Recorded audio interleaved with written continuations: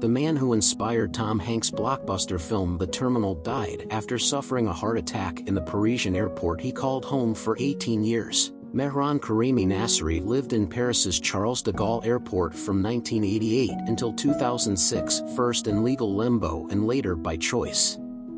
He had recently returned to the airport and taken up residence in Terminal 2F after several years in a shelter in Paris.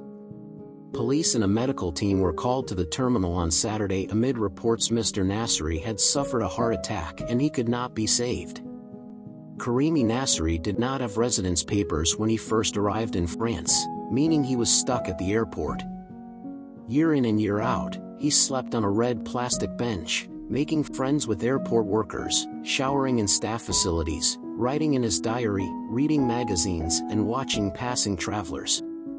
Staff nicknamed him Lord Alfred, and he became a mini-celebrity among passengers. Mr. Nasseri was born in 1945 in Sulayman, a part of Iran then under British jurisdiction, to an Iranian father and a British mother. He left Iran to study in England in 1974. When he returned, he claimed he was imprisoned for protesting against the Shah and expelled without a passport. Later investigations suggested he was never, in fact, banished from Iran. He applied for political asylum in several countries in Europe.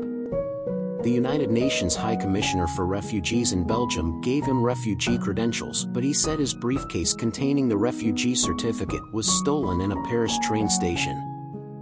French police later arrested him but could not deport him anywhere because he had no official documents. He ended up at Charles de Gaulle in August 1988 and stayed. Further bureaucratic bungling and increasingly strict European immigration laws kept him in a legal no-man's land for years. When he finally received refugee papers, he described his surprise and his insecurity about leaving the airport. He reportedly refused to sign them and ended up staying there several more years until he was admitted to hospital in 2006, and later lived in a Paris shelter.